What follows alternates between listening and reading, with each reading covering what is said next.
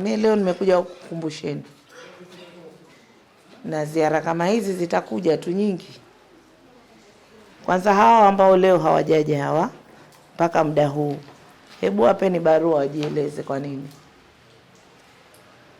Na mimi nataka tutumie hili la watumishi waajiriwa wa tawala za mikoa.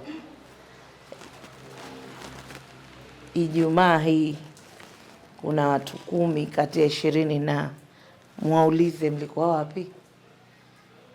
Hebu wafanyeni wajue kwamba wana wajibu wa kuja pamoja na nyinyi wenyewe, kwa sababu afisa utumishi hayupo hapo.